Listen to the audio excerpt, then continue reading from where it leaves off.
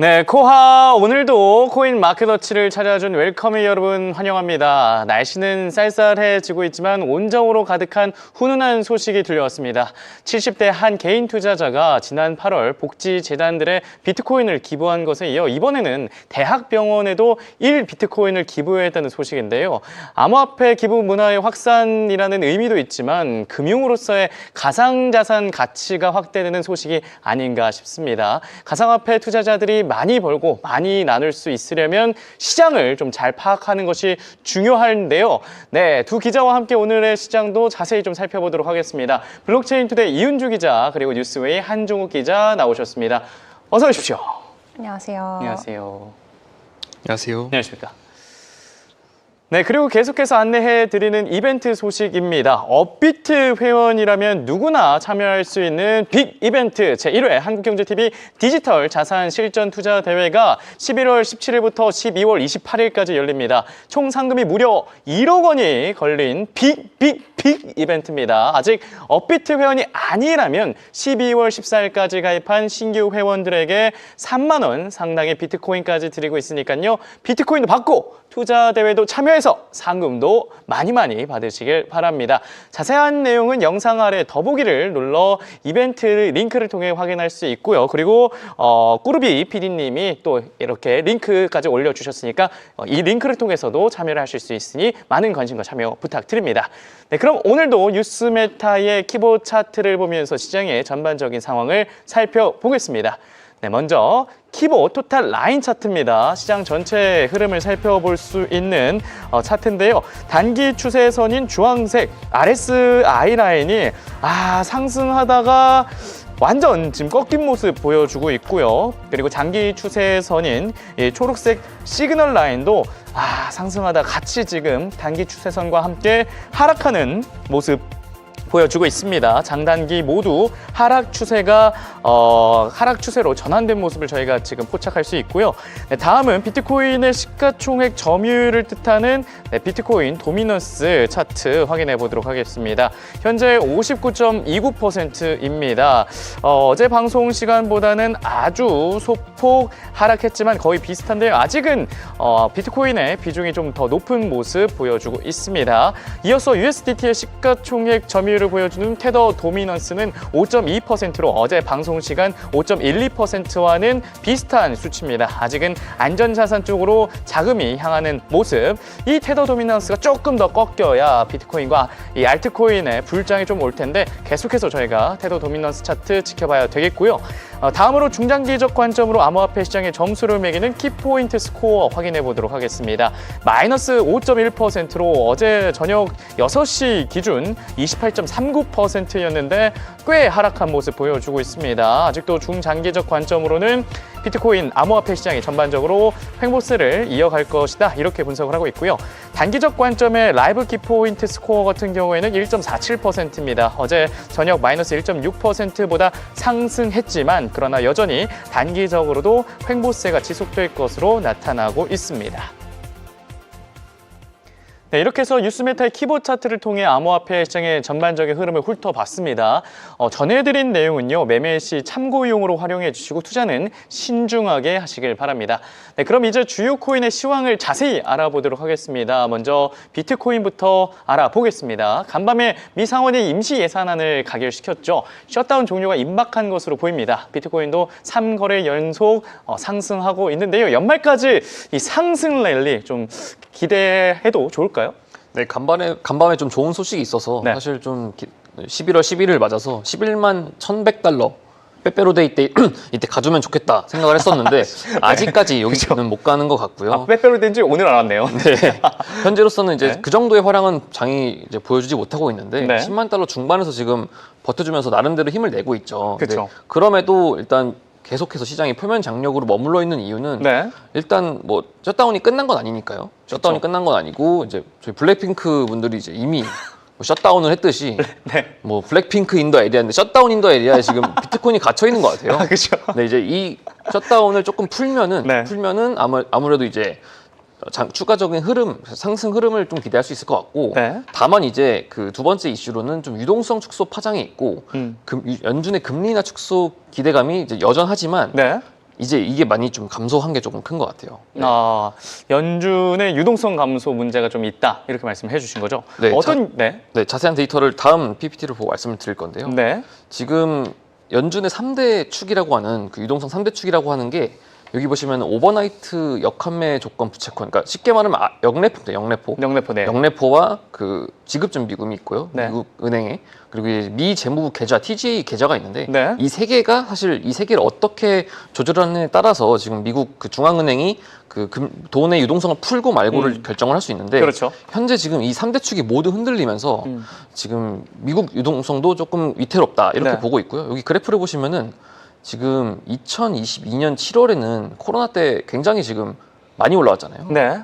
그래프가 이제 2조 4천억 달러까지 올라갔었는데 그렇죠. 이게 이제 QE를 하면서 계속 풀었는데 네. 거의 지금 현 시점에 0이란 말이에요. 지난달 24일 기준으로 그 2조 4천억 원대 됐던 역레포가 24억 달러까지 줄어들었어요. 많이 줄었죠. 네. 사실상 제로 스코어인데 네. 이렇게 되다 보니까 아무래도 지금 더 이상 돈을 풀 데가 없는 거예요. 돈을 풀 데가 없으니까 이 다음 그래프를 좀 보시면은 역레포를 저희가 좀 간단하게 먼저 말씀을 드리면은 네. 이 시장의 여유 자금을 회수하는 수단으로 비은행 금융회사들이 그 연준에 단기로 자금을 맡기면은 연준이 이자율을 주면서 예치를 받는 구조인데 그렇죠. 이게 환매 조건 부채권이라는 게 네. 그 부채를 맡기면서 되사는 방식으로 한다는 거거든요. 네. 근데 이걸 역으로 하니까 원래 같은 경우에는 그 금융기관이 연준을 통해서 가져가야 되는데 그 반대로 한다는 거죠. 네. 근데 이제 그래서 연준이 계속 그 양적 긴축 기간 동안 국채랑 MBS를 통해서 계속해서 시장 유동성 흡수를 해왔단 흡수했죠. 말이죠. 네. 네. 이를 통해서 계속 흡수를 해왔었는데 이것조차 지금 안 되고 있다, 고갈되고 있다 이런 상황에서 지급준비금까지 위기입니다. 근데 지급준비금은 은행이 보유하고 있는 일정 그 수준의 그 시중 초과 유동성인데 네.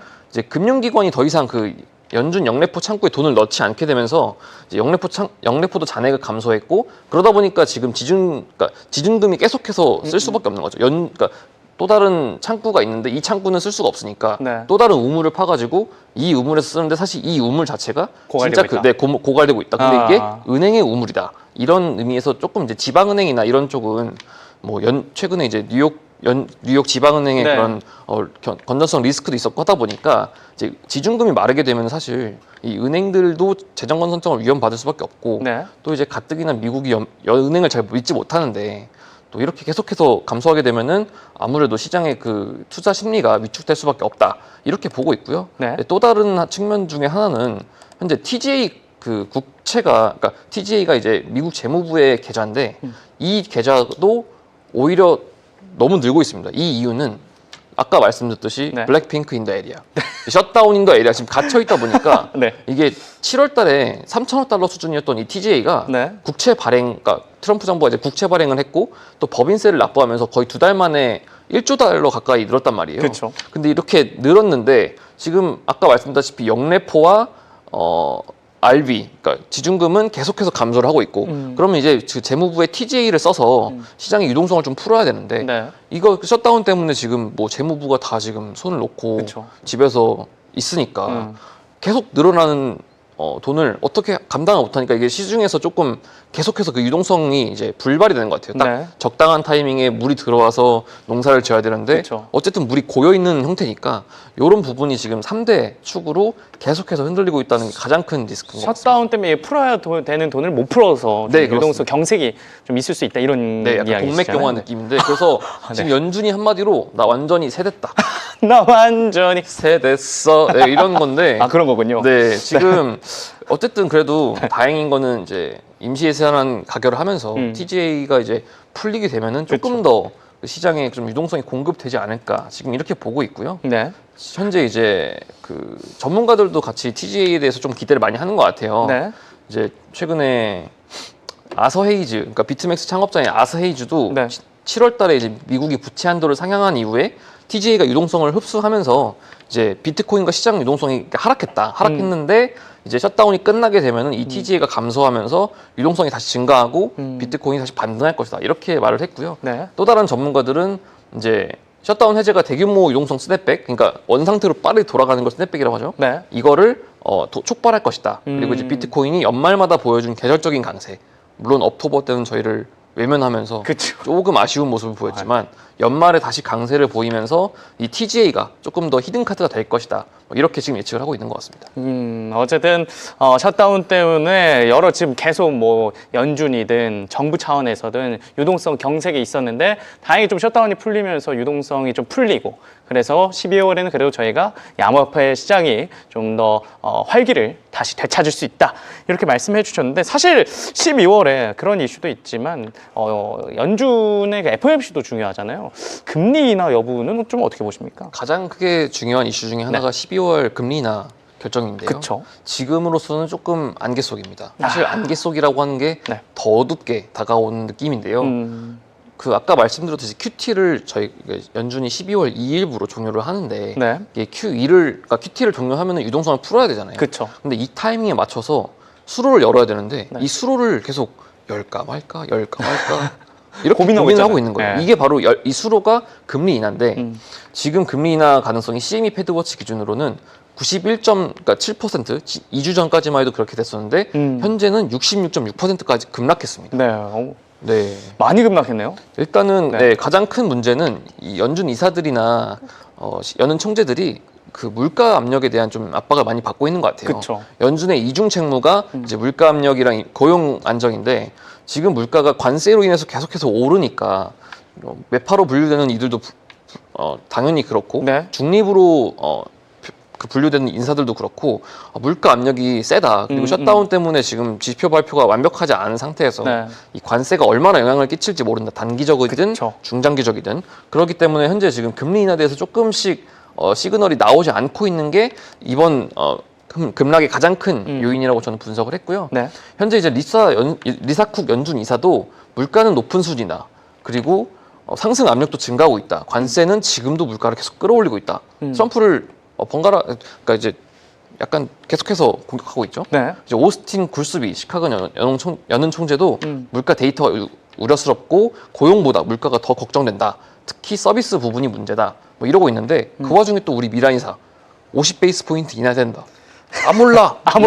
인하해. 약간 난 트럼프 사람이야. 인하해. 약간 계속 이렇게 진행시켜. 얘기를 하면서 우리의 그나마 희망으로 지금 비트코인의 희망으로 자리 잡고 있는 게 그쵸. 미란 이사인데. 미란 이사인데. 뭐 월스트리트 저널은 좀 긍정적인 예측은 하지 않았어요. 이제 19명의 위원 중에 7명이 올해 추가 금리 인하가 없을 것으로 예상을 했고 또 매체는 2명만 한 차례 인하를 예상했다고 발표를 했는데 이 현재 경기 고조에 대한 기대감을 고려할 때 대다수의 인원들이 이제 내년에 추가 금리를 인하하지 않을 것을 예상한다. 이렇게 좀 보도를 했습니다. 연준이 새가 됐는데 매파가 돼가지고 이게 매가 되면 조금 저희 암호화폐 시장은 힘들잖아요. 힘들죠. 하루빨리 이 데이터도 좀 셧다운이 끝나서 확인하고 해서 다시 비둘기적으로 좀 돌아왔으면 좋겠는데 12월 금리 인하가 그만큼 저희 암호화폐 시장이 중요하다. 그렇기 때문에 코마워에서 계속해서 이슈 체킹해 드리도록 하겠습니다. 그리고 요즘 들어서 비트코인 채굴 회사가 또 다른 면모로 변모하고 있다고 하는데 어떤 소식이죠 이게? 네, 우선은 비트코인 채굴주가 AI 인프라 그 회사로 변모를 하면서 지금 주가가 연초 대비 많이 오르고 있어요. 맞아요. 이제 채굴주가 사실 조금 압박을 받고 있는 게 이게 이제 비트코인 반감기가 오면서 지금 채굴량이 이제 4개밖에 안 되거든요. 4개밖에 안 되는데 제가 지난번에도 말씀드렸다시피 현재 이제 채굴기의 스펙 같은 것들이 그 해시레이트가 거의 끝부분까지 엑사 해시라고 해가지고 되게 끝부분까지 와가지고 연산이 좀 어려워졌어요. 많이 채굴돼가지고 경쟁이 치열하다 보니까 어려운 거죠.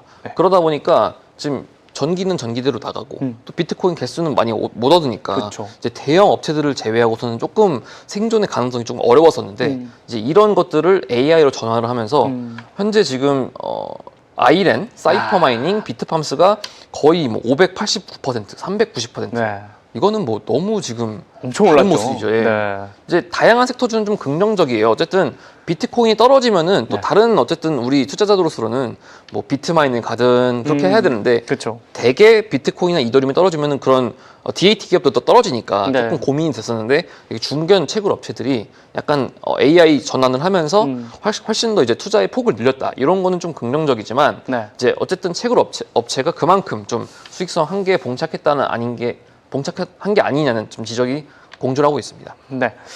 특히 이 AI 채굴 기업 같은 경우에는 데이터 센터랑 좀 그 기술적인 게 비슷해서 뭐 냉각기도 있어야 되고 이런 게 비슷해서 변모하기가 너무 좀 용이했다 이런 소식도 있었는데 다만 이게 너무 현재 주가가 아이렌이나 사이퍼 마이닝이나 많이 올라서 이 점은 저희가 좀 투자하실 때 유의는 해야 될 것 같습니다.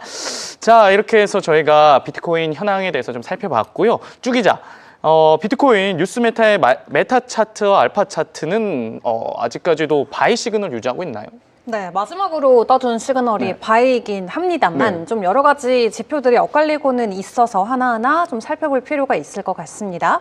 일단 뉴스메타 상으로 보여지고 있는 비트코인의 지표 마지막으로 떴었던 게 지난 9일에 나왔었던 바이 시그널이고요. 네. 다음에 현재 시각 기준으로는 다시 한번 이 메타 라인 아래에서 캔들이 형성이 되고 있어서 이 라인을 또 다시 한번 뚫고 지지를 해주는 모습이 나와서 추세가 이어질지 아니면 다시 한번 셀에 대한 시그널이 지금쯤 나오게 되는 것일지 지켜봐야 될 것 같습니다. 네. AI로 함께 예측을 해볼 수 있는 이 뉴스메타의 알파 차트 같은 경우는 지금 셀에 대한 시그널이 나왔습니다. 이제 막 셀에 대한 시그널이 나와서 지금 구간이야말로 정말 어디로 가야 될지 방향성을 잡지 못하고 있는 것처럼 차트상에서는 보여지는데 네. 온체인 상에서는 어떤 좀 시그널들이 나와주고 있는지도 함께 체크해보는 게 좋을 것 같습니다. 네, 셀 시그널이 나왔다는 게 조금 슬픈데요. 근데 어제도 전해주셨지만 사토시 고래라든지 오래된 투자자들의 움직임이 근래에 좀 포착이 되고 있어서 단순히 이게 지갑 이동인지 아니면 매도 움직임인지 궁금한데 온체인 데이터 상에서는 비트코인의 흐름 어떻게 포착되고 있습니까?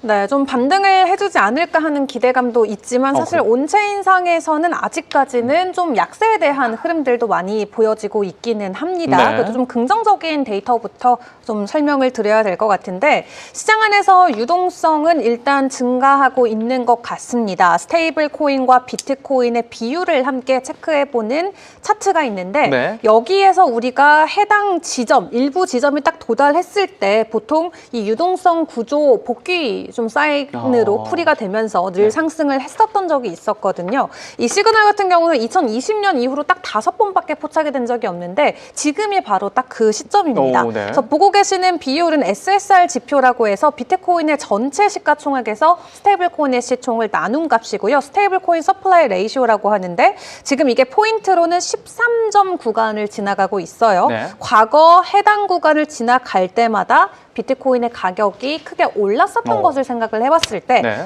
그렇다면 이 스테이블 코인의 증가가 비트코인보다 스테이블 코인이 더 많다는 거거든요. 이 스테이블 코인이 비트코인이나 다른 알트코인으로 흘러 들어가서 시장에서 상승에 대한 방향성으로 바뀌어질지 함께 기다려 봐야겠습니다. 네. 그래서 비트코인의 보유량이 줄어들고는 있지만 반등 직전에 종종 나왔었던 시그널이어서 좀 기대감을 가지고 지켜봐야 될 것 같은데 중요한 건 단기 보유자들의 스트레스 레벨이 엄청나게 올라가고 있다는 겁니다. 화나실 것 같아요. 화가 나죠. 진짜. 네, 화가 네. 없던 화도 나죠. 지난주까지만 해도 진짜 스트레스 레벨이 거의 천장을 뚫었을 것 같은데 어떤가요? 네. 제가 공감이 돼가지고. 이 9월 이후에 네. 단기 보유자들의 유입세가 네. 계속 이어지고 있는데 네. 지금 비트코인을 계속해서 손실을 보고 있음에도 불구하고 단기 보유자들은 매도하고 있다는 시그널들이 나오고 있거든요. 그쵸. 그래서 거래소를 일단 이체를 해서 파는 게 이제 보편적인 행위인데 네.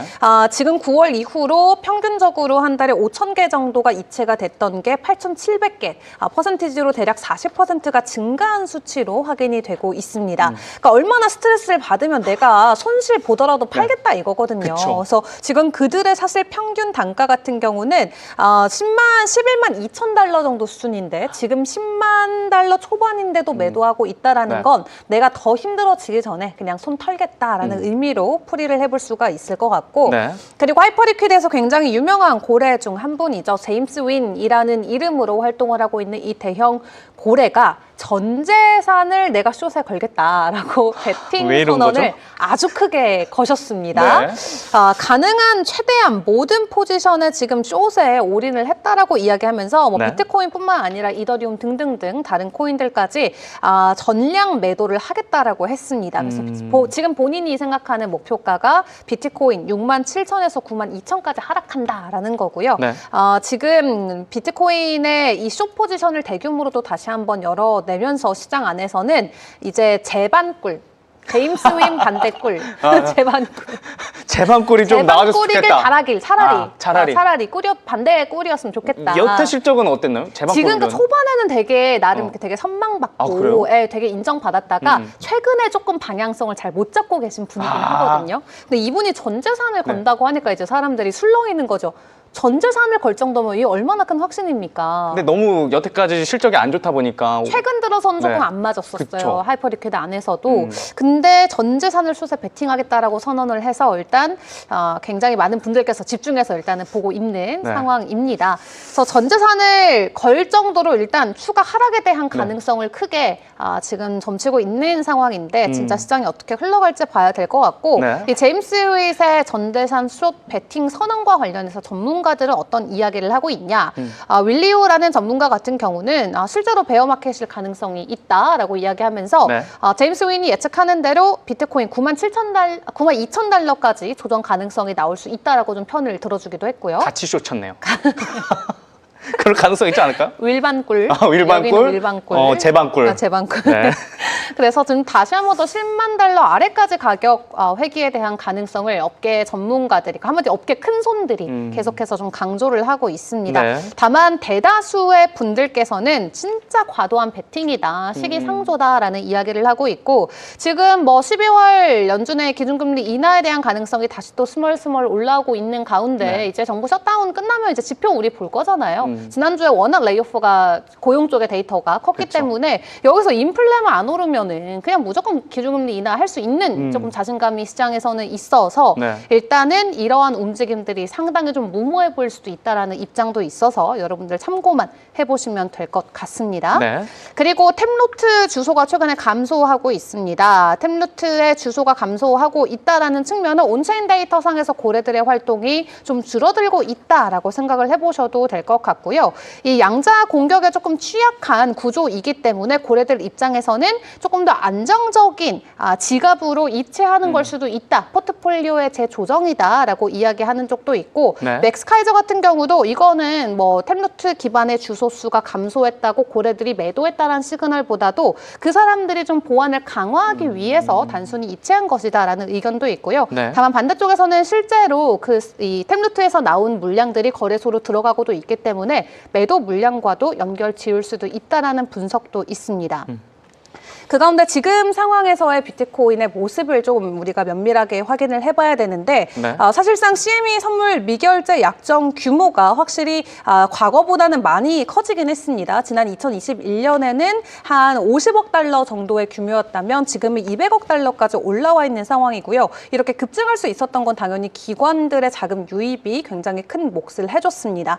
그래도 과거보다 우리가 좋게 볼 수 있는 데이터는 네. 과거에는 이렇게 CME 쪽으로 물량이 막 몰렸을 때 이제 프리미엄이 껴가지고 8% 정도 가격 차이가 나는 그런 프리미엄 현상이 있었다면 네. 올해 돼서는 지금 거래량이 5배가 늘었는데 그럼에도 불구하고 이 과열의 전조 증상인 프리미엄 현상이 2%에서 4% 정도로 상당히 안정적인 모습을 보여주고 있다라는 거고요. 그래서 지난 2021년에 있었던 시장에서는 굉장히 레버리지가 너무 높게 돼가지고 좀 비정상적으로 상승하는 했던 반면 네. 지금 우리가 경험하고 있는 이 10만 달러의 고점은 이거는 말 그대로 현물 비중이 끌어올린 진짜 가격 상승이다라는 분석도 있습니다. 건전한 시장이 형성되고 있네요. 그렇습니다. 그리고 맨 처음에도 확인해봤었던 이 스테이블 코인과 관련해서도 바이낸스 리저브 최근 7일 동안의 변화를 함께 체크를 해봐야 될 것 같은데 이게 사상 최고 수준까지 지금 올라가 있습니다. 1,200억 달러까지 올라가 있고요. 준비금이 그만큼 많다는 건 이제 시장의 방향성만 딱 결정되면은 이제 총알 다 장전돼 있으니까 쏘기만 하면 된다. 그렇죠. 이렇게 생각을 해야 돼서 맨 첫 번째 때 확인했던 그 지표 기반대로 보면은 우리가 이렇게 리저브가 많을 때 보통 비트코인의 가격 폭등으로 연결됐던 것을 생각을 해봤을 때 이번에도 좀 동일한 방향으로 흘러와 주기를 기다려 봐야 될 것 같습니다. 네. 자, 그렇다면 기술적인 관점에서 우리가 비트코인 현재 시장에서 어떻게 좀 분석을 해볼 수가 있을까요? 일단 지금 차트 상에서 조금 길게 보는 주봉 차트입니다. 베어 트랩 구간에 진입을 할 것이다 라는 관측과 함께 지금 이 추세 안에서 그냥 이 위의 저항과 지지의 추세만 쭉 타고 올라가 준다면 다음 추세 목표가는 이제 신고점을 돌파할 수 있는 13만 9천 달러다라고 하고요. 만약 13만 9천 달러를 돌파하게 된다면 하락에 대한 이제 패턴은 무효화가 되고 그 다음 타깃인 18만 달러까지 상승에 대한 가능성이 열려 있다고 합니다. 네. 다만 단기적으로 볼 때는 추가 조정이 나올 수 있는 구간은 맞다고 해요. 그래서 10만 달러의 저항이 딱 있기 때문에 여기에서 우리가 돌파를 못 해준다면 추가적으로 하락할 수 있는 연장의 가능성도 있어서 단기적으로 장기적으로 여러분들께서 목표가 잘 확인을 해보시고 개별 전략들을 세워보시는 게 중요할 것 같습니다. 네, 이렇게 해서 비트코인 차트 흐름까지 분석을 해주셨는데 쭈 기자가 제방구를 이야기해 주셨잖아요. 그랬더니 갑자기 시청자분들이 중방구를 외치면서 PD님이 중방꿀 대 제방꿀 이거를 지금 대결을 붙여놨어요. 근데 이게 막상 막하는 게 좀 이상한데 한번 투표 계속 진행해 보도록 하겠습니다. 근데 솔직히 롱 가려면 여러분들 투표를 제방꿀로 하셔야죠. 저는 쇼치지 않습니다. 그렇기 때문에 여러분들 중방꿀이 아닌 제방꿀을 선택해 주시길 바라봅니다. 자, 이렇게 해서 비트코인까지 저희가 확인을 해봤고요. 이더리움 다음으로 확인해 보도록 하겠습니다. 이더리움도 마찬가지로 상승을 잘 하다가 오늘은 조금 버티고 있는 모습인데 이더리움과 관련된 이슈 어떤 게 있었습니까? 네, 일단 이더리움 ETP가 스테이킹 기능이 드디어 풀린다는 소식이 좀 전해졌습니다. 네. 미국 재무부와 국세청이 디지털 자산 상장지수 상품인 ETP의 스테이킹을 허용하는 새로운 지침을 발표를 했는데요. 네. 스콧 베센트 재무장관, 그러니까 되게 유명하신 분이죠. 되게 유명하신 분이 디지털 자산 ETP가 디지털 자산을 스테이킹하고 보상을 공유할 수 있는 명확한 길을 제공한다. 이렇게 조금 자신 있게 말씀을 했어요. 네. 그래서 이제 오늘 그분이 말씀하시길 오늘자로 미 재무부와 국세청이 새 지침을 발표해서 이 ETP의 스테이킹 보상과 공유에 대한 방향성을 제시하겠다. 이렇게 얘기를 하면서 이제 저희가 가장 그 이더리움 ETF에서 아쉬워했던 스테이킹 기능이 풀리게 되면은 네. 이제 사실 정말 물고 뜯고 맛보고 죽일 수 있는 거예요. 씹고 뜯고 맛보고 즐기고. 아유 그쵸? 흥난다 약간 이런 느낌인데 네.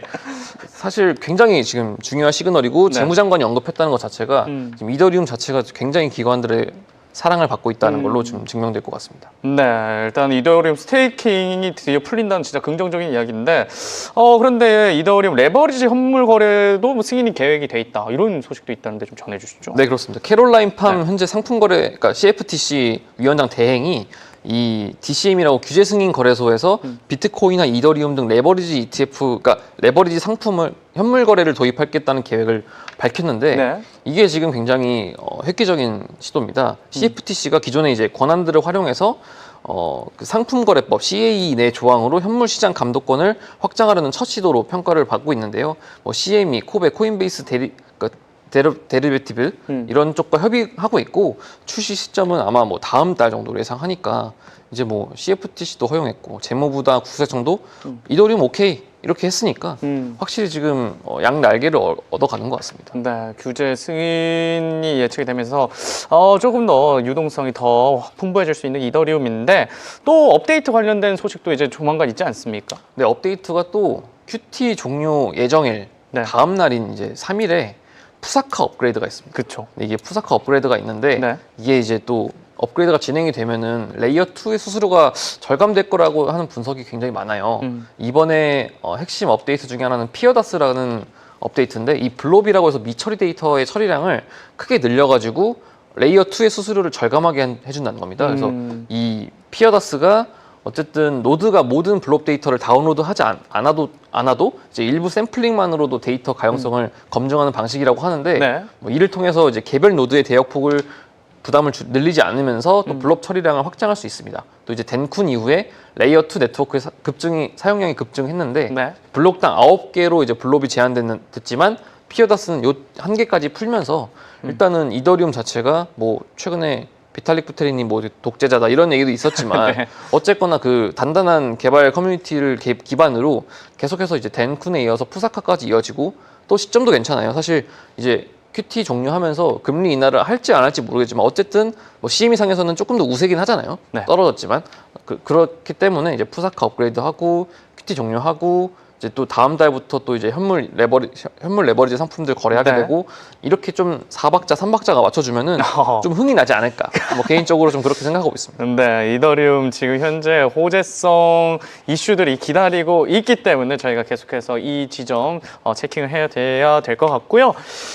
주 기자, 이더리움 같은 경우에는 셀 시그널이 있었는지 궁금해요. 이제 뉴스메타의 메타 차트와 알파 차트가 그래도 좀 이걸 잘 포착하는 것 같아서 혹시 셀 시그널이 있었습니까? 네, 이더리움 같은 경우도 사실 비트코인과 동일합니다. 지난 9일에 바이에 대한 시그널 이후에 추가적으로 셀에 대한 시그널은 나오고 있진 않고요. 네. 그리고 비트코인보다 조금 더 긍정적인 건 이 메타 라인 위에서 지금 캔들이 놓여져 있다라는 게 될 것 같아요. 아까 비트코인은 이 메타 라인의 저항을 막고 이제 하락으로 꼭 갈 것처럼 캔들이 형성이 되고 있었는데 네.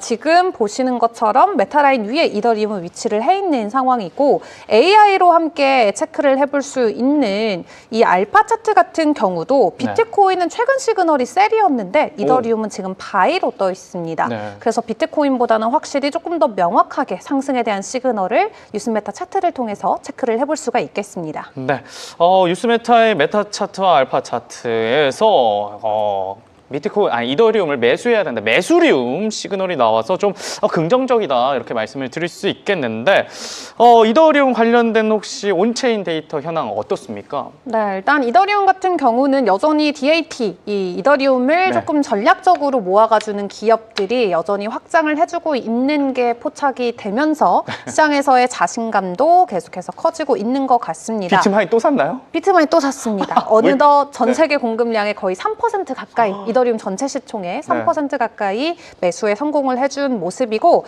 최근 일주일 동안도 이더리움의 가격 하락이 계속 있었잖아요. 네. 기회로 삼았었던 것일지 11만 개 이더리움을 추가적으로 매집한 게 포착이 됐습니다. 네. 11만 228개를 정확히 지난 일주일 동안 매수를 해줬다라고 하는데 어쨌든 DAT 기업들의 실제 주가는 웃지 못할 상황에 굉장히 실적과 밸류에이션에 대한 부담은 주가가 다 떠안고 있지만 그럼에도 불구하고 아주 멋지게 현실에서는 이더리움 매수를 해주고 있는 비트마인인 것 같습니다. 네. 동일하게 샤프링크도 지난주도 내내 매수를 해주는 모습을 보여주면서 일단 공급 가치 측면에서 이 자산들의 가치를 높여주는 DAT 기업들의 움직임은 변화가 없다라는 점을 말씀을 드려야 될 것 같고요. 어쨌든 이 기업들이 둘 다 5% 공급량 5%를 가져가려고 노력을 할 것이잖아요. 그렇죠. 네. 샤프링크는 이제 5%딱 선언을 했고 비트마인은 이미 그 5% 선언한 샤프링크보다 훨씬 더 많은 물량을 가지고 가고 있기 때문에 네. 그들의 독주가 어디까지 이어질지는 지켜봐야 될 것 같습니다. 네. 확실한 건 이더리움 재단보다 많이 들고 있어요. 모두 다. 아, 진짜요? 네, 이게 그렇기 때문에 뭔 상황인가요? 네. 재단들보다도 더 많은 물량을 가지고 있는 DAT 기업들 계속해서 힘을 내주기를 저도 응원을 하겠고요. 네.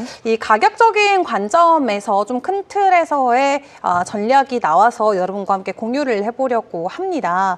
지금 이더리움의 가격, 지속적인 가격 등락을 오가면서 3,500달러 선에 위치해 있는데 우리가 3,620에서 3,780달러를 돌파를 해준다면 회복 이후 확실한 확장 국면에 들어간다는 시그널이 있고요. 다만 지금처럼 3,500달러 아래까지 내려가게 됐을 때는 2,700달러까지의 가격 되돌림이 다시 한번 나올 수 있다라고 합니다. 다만 네. 이번에 가격이 흔들렸을 때 이더리움이 딱 3,000달러에서 잘 지지를 해줬던 만큼 이번에는 저항을 뚫고 새로운 상승 추세 시그널을 보여줄 수 있을지 함께 지켜보시면 좋겠습니다. 네, 이렇게 해서 이더리움 온체인 데이터까지 저희가 살펴봤는데요. 현재는 3,579달러 선에 거래가 되고 있습니다.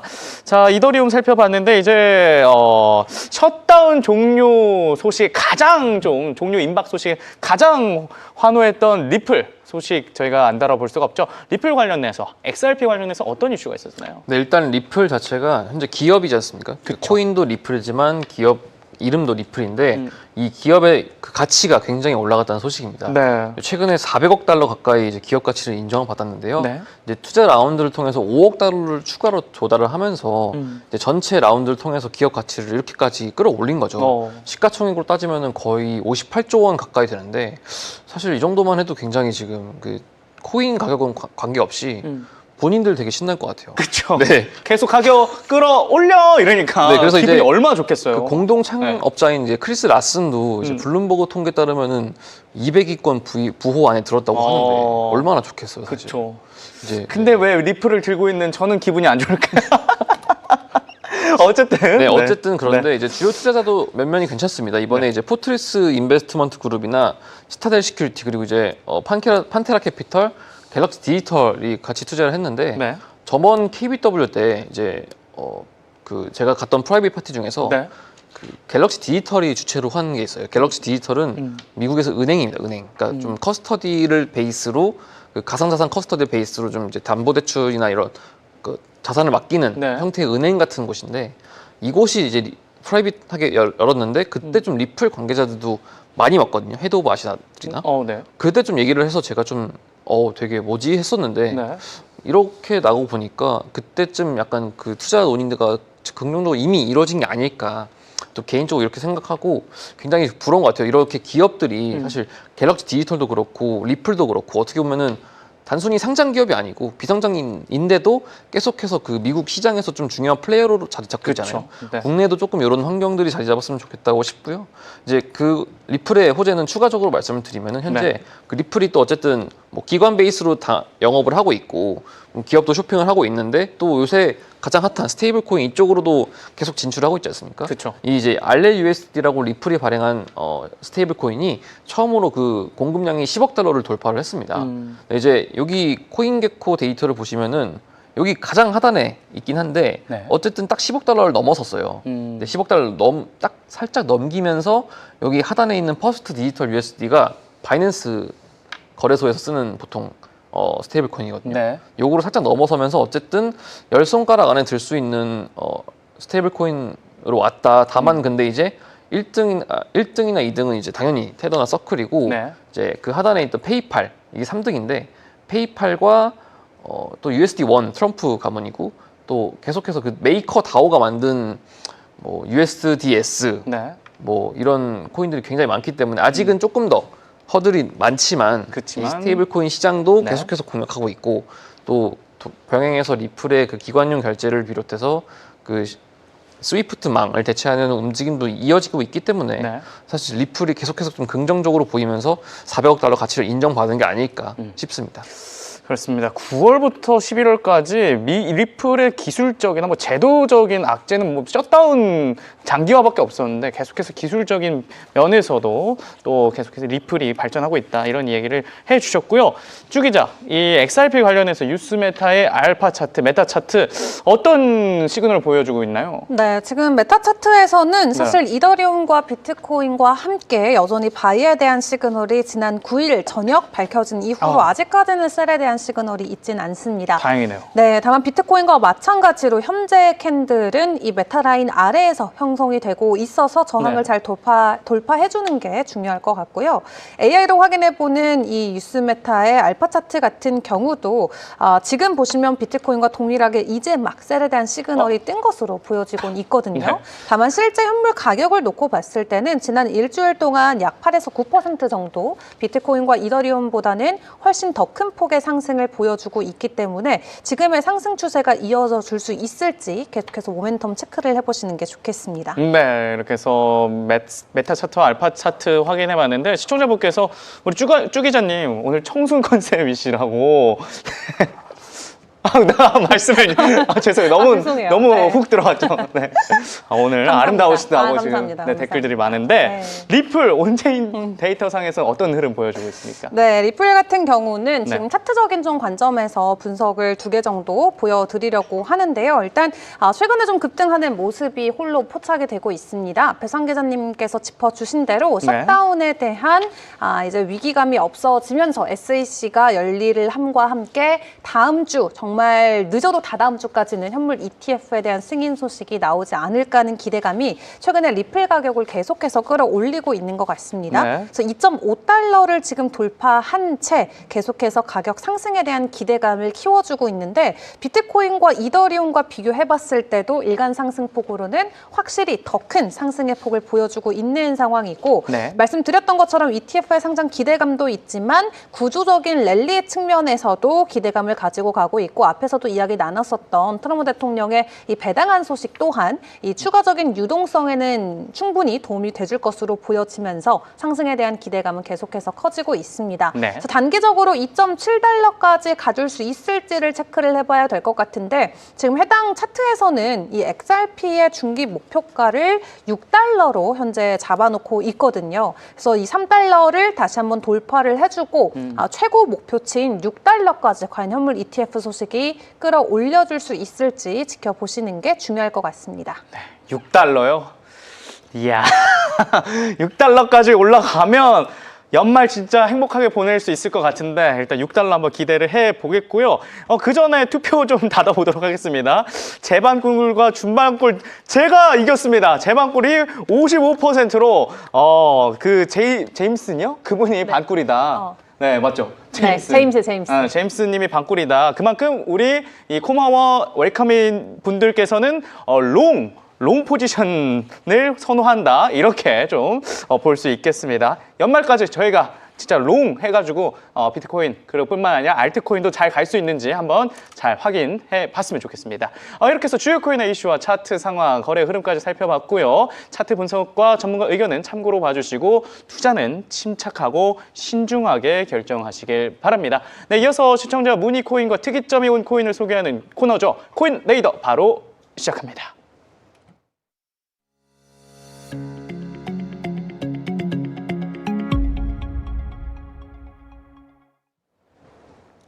네, 코인 레이더 오늘의 시청자 문의 코인입니다. 에테나입니다. 에테나. 코리아맨 천사님께서 에테나 봐주세요. 이렇게 말씀해 주셨는데 에테나 10월부터 많이 빠졌습니다. 현재는 그래도 조금 살짝 반등하려는 움직임이 포착되고 있긴 한데 에테나 이런 흐름이 이어갈 수 있는 호재가 좀 있을까요? 일단 에테나가 이제 올해 굉장히 뜨거운 코인이었는데요. 네. 스테이블 코인 중에서도 이제 트레이딩을 위주로 하면서 약간 테라루나랑 좀 비슷한 느낌으로 접근했었는데 네. 이제 이게 좀 전략이 주요하면서 상승상에서 굉장히 상승 동력으로 작용했단 말이죠. 근데 지금은 조금 약간 하락 국면을 접어들었습니다. 네. 일단은 에테나의 스테이블 코인인 USD가 한 달 동안 40% 가까이가 그 시가총액 감소를 했어요.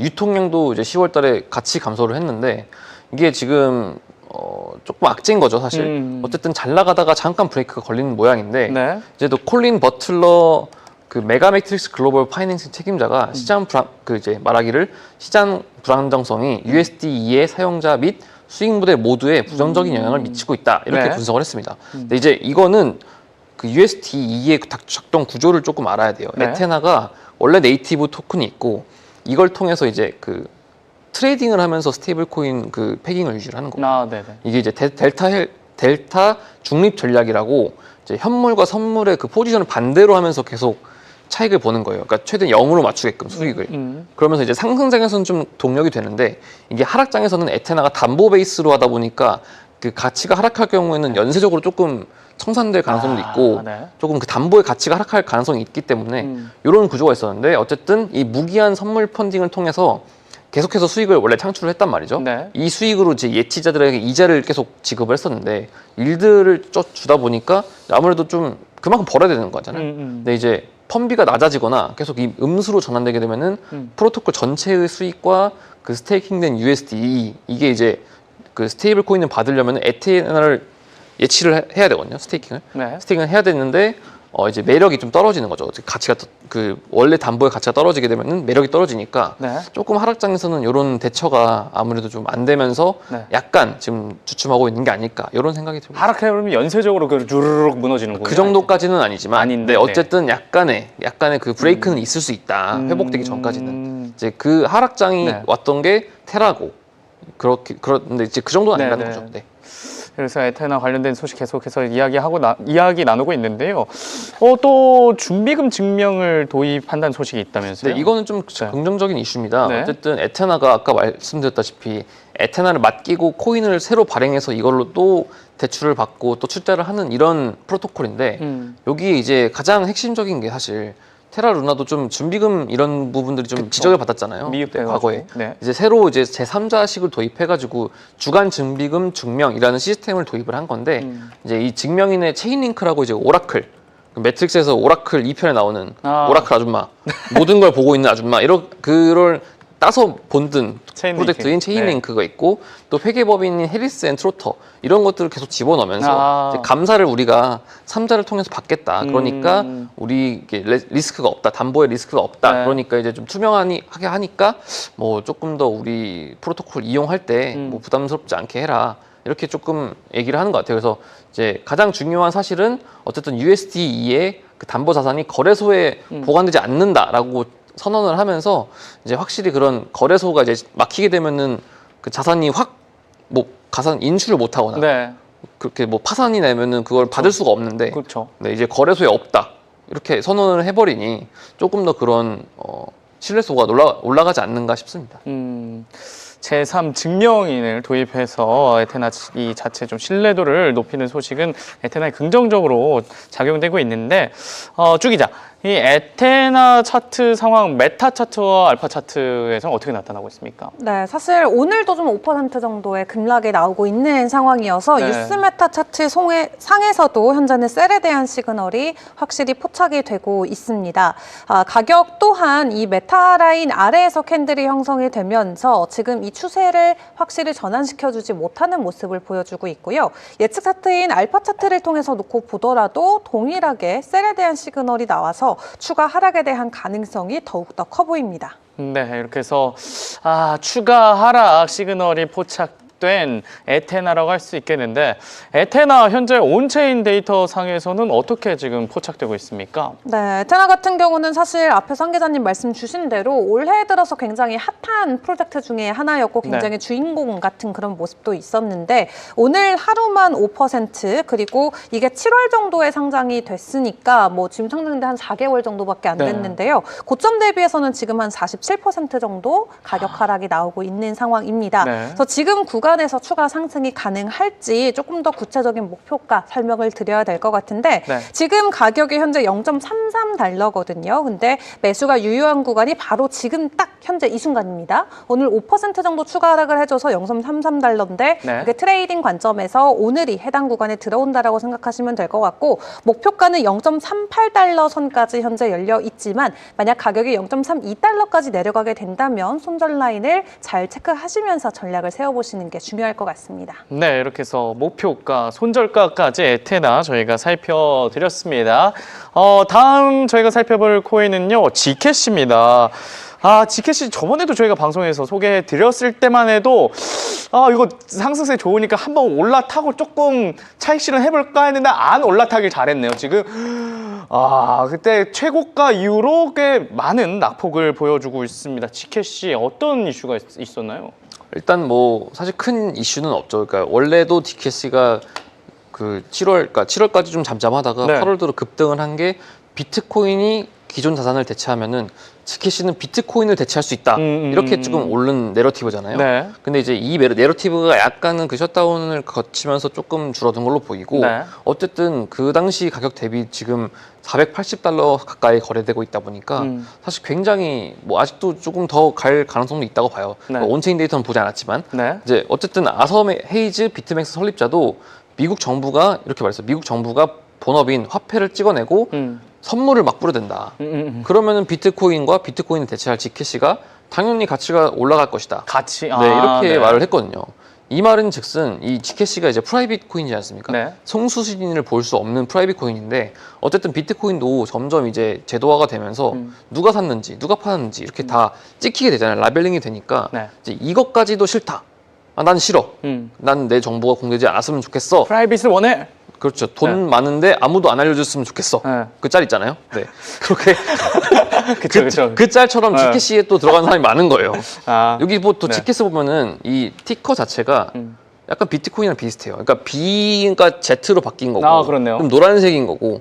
저는 개인적으로 볼 때마다 좀 제크, 그러니까 이게 티커가 G, E, C여서 네. 제크 과자가 생각나는데 어쨌든 그 이제 이 프라이버시 코인이라는 게 네. 이제 뭐 당연히 그 범죄적인 그런 연류도 있고 악용할 가능성도 높지만 네. 현재로서는 이 비트코인의 그 기능을 대체할 수 있는 요인이다. 좀 이렇게 분석하면서 앞으로도 조금 지켜봐야 될 것 같다. 이렇게 좀 보여집니다. 네, 비트코인의 프라이빗 버전이라고 할 수 있겠고, 다만 차트는 거의 비트코인의 쇼 포지션 같은 그런 흐름을 보여주고 있는데, 쭈 기자, GCash 차트 상황 어떻습니까? 네, GCash 오늘 좀 갑자기 급락세가 강하게 나오고 있습니다. 네. 다만 단기적으로 너무 많은 상승을 보여줬기 때문에 그에 따른 차익 실현 매물로 저희가 생각을 해봐야 될 것 같고, 네.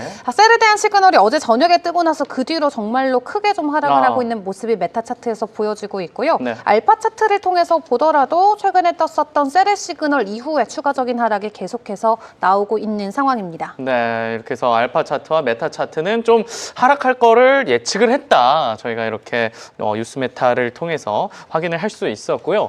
GCash의 거래 흐름은 어떻습니까? 네, GCash 사실 오늘 20% 넘게 떨어져서 왜 이렇게 많이 떨어졌어 하시는 분들도 있을 수 있지만 네. 이거 잘 보시면 지난 1년 동안 무려 1,300%가 올랐습니다. 사실 저는 불효녀예요. 왜요?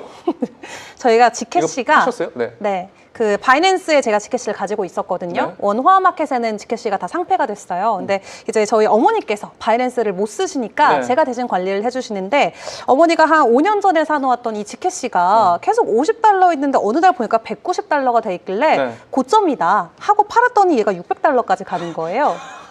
아직 어머니께 말씀 못 드렸는데 제가 다 팔았습니다. 아, 근데 익절은 항상 오른 거잖아요. 익절이시잖아요, 맞죠? 익절 아니에요. 익절 아니에요? 이 GCash의 전고점은 4,000달러입니다. 근데 지금 가격이 50달러까지 내려와 있다가 이게 네. 600달러를 간 거기 때문에 17년도부터 들고 계셨던 분들 기준으로는 네. 아직도 마이너스 7, 80% 정도의 구간인데 조금 올라서 들떠서 팔았던 제 자신이 조금 후회스럽기는 합니다만 네, 이 자리를 네. 빌어서 솔직하게 말씀을 드리고 고해성사하시네요. 네, 고해성사를 하고 그 가운데 가볍게 전망도 같이 말씀을 드리자면 최근에 너무 많이 상승을 했기 때문에 GCash에 대한 이 청산 규모 그리고 하락에 대한 베팅 가능성은 계속해서 커지고 있는 게 맞습니다. 네. 그래서 추가적으로 하락할 수 있는 가능성이 큰데 680달러를 우리가 돌파하지 못하고 추가 하락을 한 상황이거든요. 때문에 더블탑이 진행이 된 상황에서 GCash 오늘 479달러까지 밀렸는데 추가 하락에 대한 가능성을 우리가 완전히 배제할 수는 없겠다라는 부분까지 가능성을 열어두고 지켜보셔야 될 것 같습니다. 네, 저희 쭈 기자가 정말 소식 정말 많이 잘 알려주시고 방대한 정보를 주시잖아요. 네. 왜 그런지 알 것 같아요. 이 코인에 대한 이미 좀 전투력이 네. 높아지신 상황. 한 50개 정도의 네. 코인들을 보유하고 있는 무지개 포트폴리오이기 때문에 네. 네, 거의 모든 종목들을 다 제 자식처럼 지켜보고 있습니다. 그렇기 때문에 쭈 기자와 함께하는 코인 마켓원치는 거의 무적이다. 네, 이렇게 또 이야기를 할 수 있겠습니다. 자, 이렇게 해서 화요일에 두 기자, 이윤주, 한종욱 기자가 가져온 소식 모두 전해드렸습니다. 웰컴이 여러분, 부쩍 쌀쌀해진 날씨입니다. 감기 조심하시고요. 저희는 내일도 알찬 소식들과 함께 찾아오도록 하겠습니다. 오늘도 코마오를 시청해주신 여러분 고맙습니다.